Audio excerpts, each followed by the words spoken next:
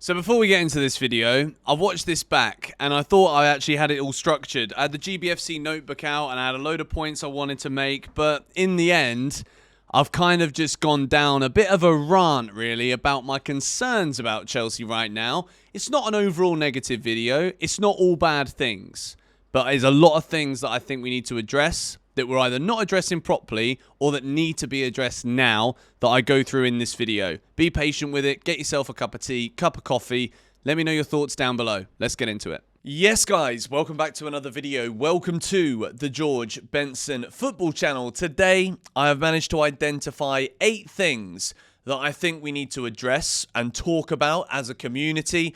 As a Chelsea channel where I give my opinions on things, these are only my opinions, but as always, I love to see the conversation continue with you giving me your feedback and thoughts in the comments down below. If you enjoy yourself today, smack a like on the video and subscribe for more regular Chelsea content. I want to begin at the very top of the pitch. And when we say the top, we mean the striker, Nicholas Jackson. First of all, I want to identify a couple of points because I think a lot of people, when they express their opinions and thoughts on Nicholas Jackson, it becomes polarized because some people are like, Nicholas Jackson's not a striker. It's a polarizing comment. You're making a statement when you say that. Some people are like, Nicholas Jackson's not very good.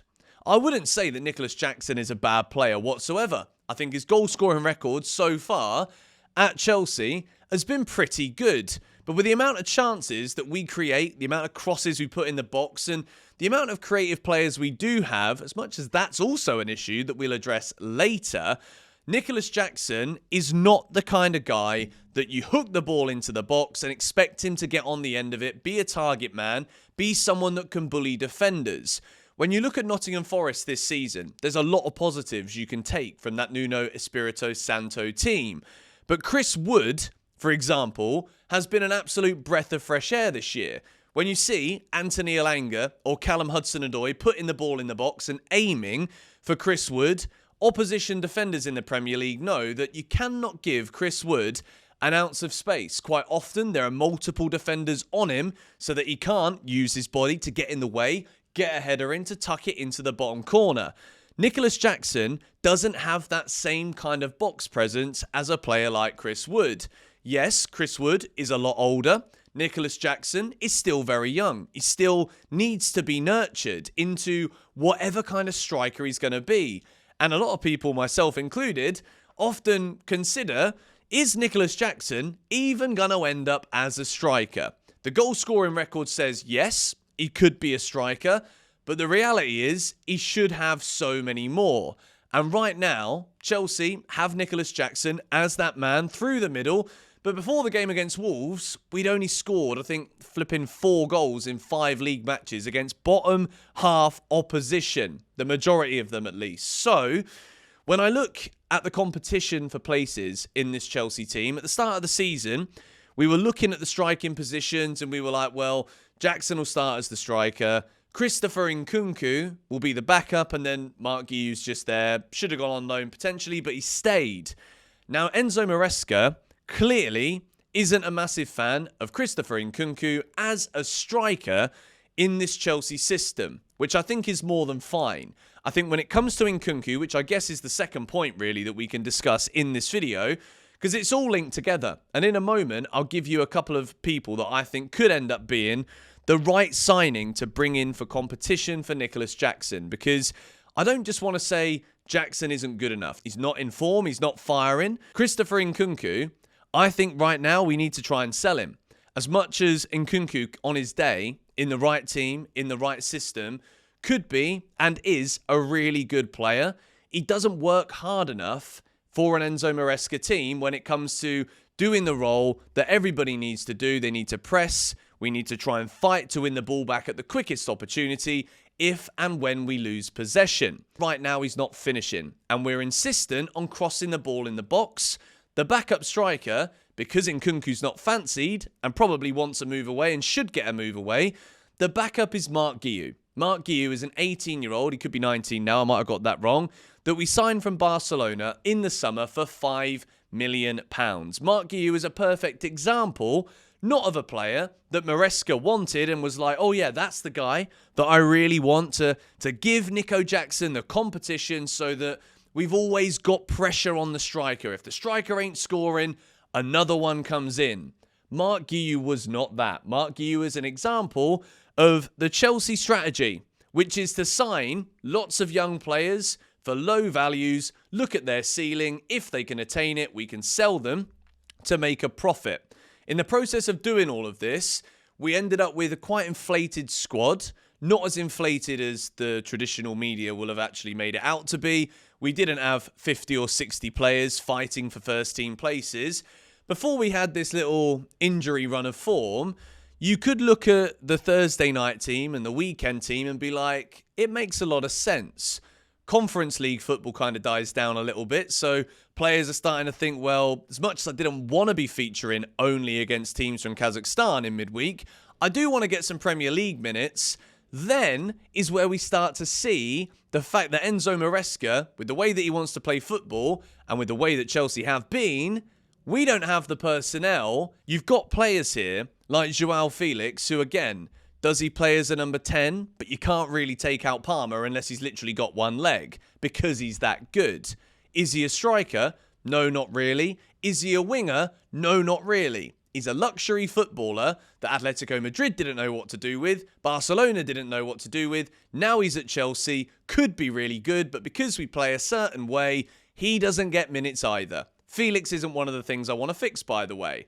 But I think Nkunku needs to be sold, and a backup striker for Nicholas Jackson is an absolute must. And to finish this part of the video, I want to offer a couple of suggestions. John Duran. I know you think I'm an absolute plum for saying that, because I said all summer, why are we looking to buy this guy? Some of the scouting that we've done was actually brilliant. We just didn't get the players over the line. Even Omar Rodion has 13 goals in 15 games for Porto this season, and I thought that was lunacy, but at least he's scoring. When you look at the size of both John Duran, Omar Rodion, two strikers that can get their bodies in on the line, it fits in with this idea right now that we can only buy players under the age of 24 or whatever it is, because it fits the model for the future, which I guess in the middle of this video, this is the perfect time to address the directors, the Chelsea board, and what the plan is, what the vision is. There's a couple of things that Chelsea need to be very wary of.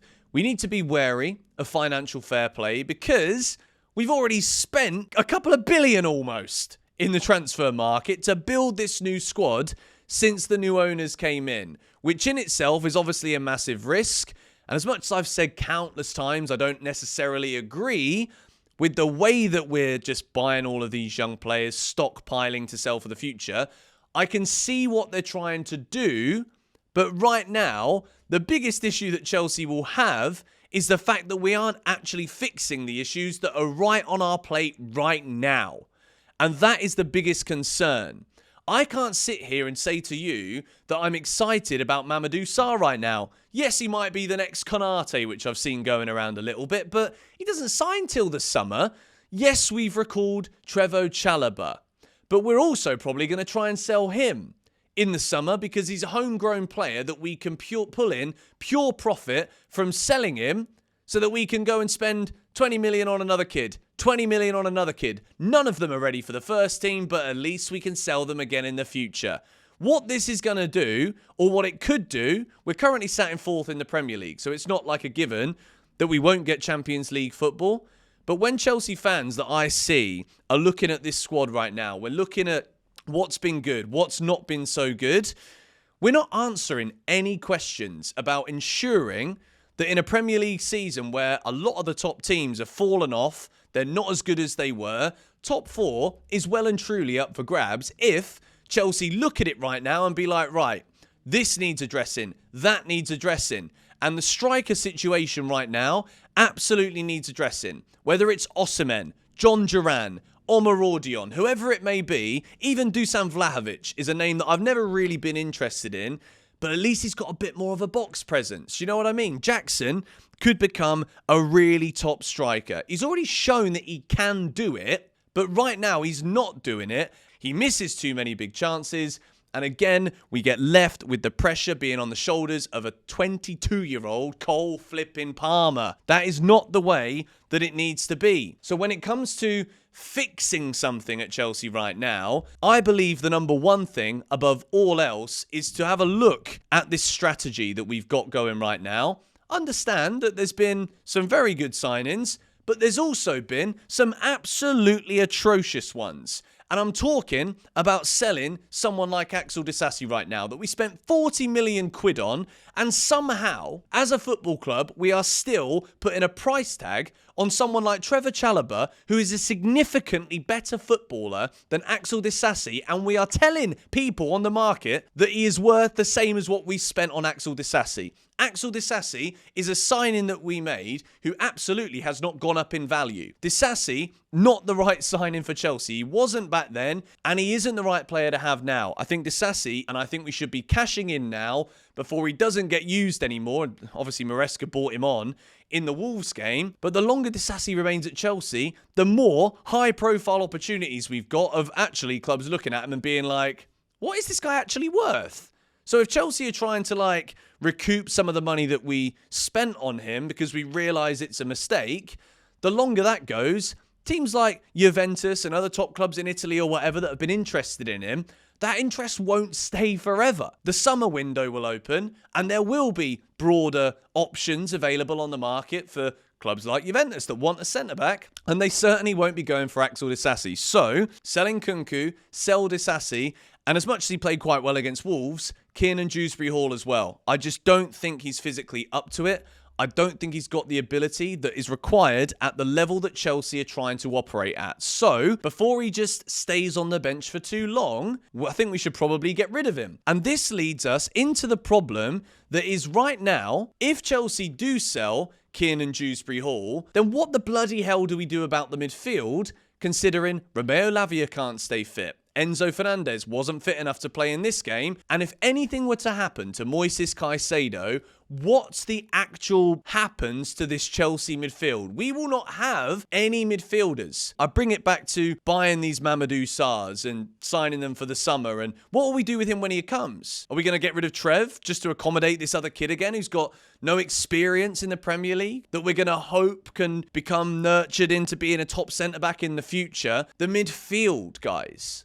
We need to address the problems that are right in front of us right now. And if something were to happen to Moises Caicedo, there is nobody there that can do it. And I know it seems a bit counterintuitive saying sell Kiernan Dewsbury-Hall, but the reality is, again, I'm thinking here about the value of these players and how they will only deteriorate the less football they get at Chelsea. And I don't think that there's anything I've seen from a Disasi or a Dewsbury-Hall, or even an Nkunku under Enzo Maresca, even though he's scored a lot of goals, but it's been against flipping Farmers League teams and in the Cups. None of those three players fit what Maresca wants to do. Yes, we see Maresca call up Dewsbury-Hall, but it's because we've got no options. With Lavia not being able to stay fit for more than a game every 5 or 6 matches. Enzo Fernandez, we know he does a lot of work, and most of the time he's fit, but he's also not got a perfect injury record. Caicedo, we're lucky. Very, very lucky. Andre Santos at Strasbourg. This is another issue.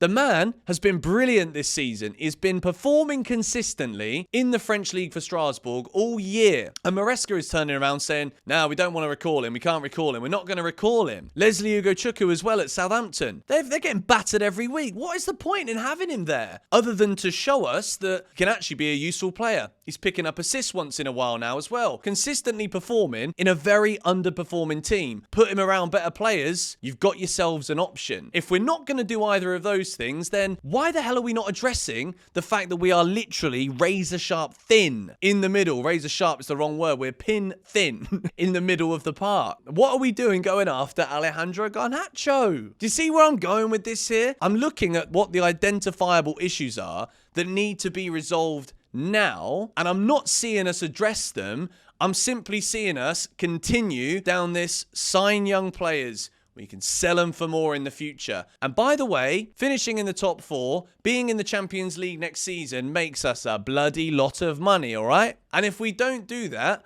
because we have got holes in this squad right now, which is crazy for me to even say it again, having spent all of that money and there's still holes in the team, but it's because we're buying players that might be good in 5 years, 6 years, 7 years, 8 years, by which point, by the way, someone like Cole Palmer, who's actually world class, will be like, do you know what? I'm not happy being on this conveyor belt. I want to jump off of it. I want to be playing Champions League football. I don't think we're going in that direction. We could have addressed things in January, but we've bought the wrong players.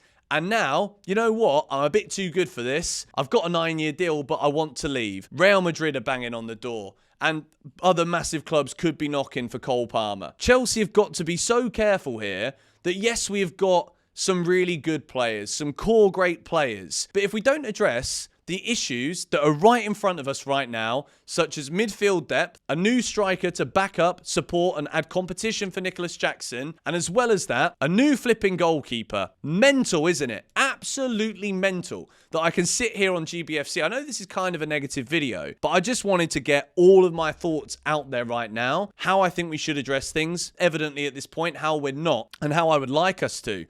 Rob Sanchez with another high-profile error in the game against Wolves. It's a calamity. It's happening time and time again. He can have great games once in a while, but like he just doesn't do the basic things. And I've seen a lot of people talking about Onana at Manchester United, where it's like, if you can't save the simple things that come at you, when you make a world-class save out of nowhere, it doesn't mean anything. If you're giving away, because of your individual errors, if you're giving the ball away and we're conceding goals as a result of it, or your mistake is directly leading to opposition goals, which I think Sanchez has got probably the worst record in all of Europe for errors leading to goals this season, then you are a hindrance to the team. And Chelsea Football Club have spent all of this money. We've bought goalkeeper, but still we don't have anyone right now in between the sticks to enable us to be a top 4 club, to keep hold of the good players that can actually build us something here at this club and make us loads of money. All of those things, keeping the players that are actually good enough,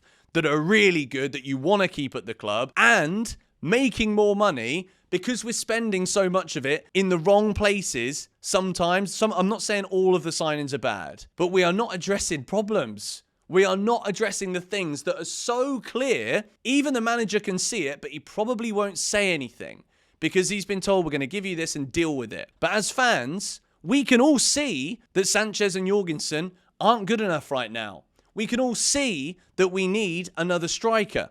And if you really deep it, you look at the midfield and you see how one mistake for Caicedo here, and where are we there? Before you know it, there's a hole in every position in the team. We've got Mudryk, who's got a ban pending right now. And we've got wingers that maybe aren't quite performing, but I'll say credit to Madueke for scoring, credit to Sancho. And Neto could be a great player, but we're not seeing it right now. So I'm seeing, as much as I'm happy that we beat Wolves the other night, I'm looking at our movements in the transfer window and I'm just baffled that we can't see it. And I understand like the bigger picture and the bigger project and what they're trying to do. I understand it. And I do think a couple of weeks ago, you'd have asked me about all of this and I'd have been like, no, it's fine. But then reality struck. I saw that when it really gets tough and we've got games here, games there, players are looking exhausted, but they're so young. And when the heads go down, you can see they're so young because we don't have mentality to actually recover. We capitulated too many times in a row, which has enabled us to actually see the holes that we're trying to address, or we're not trying to address now, but I'm addressing them to you lot now. When it comes to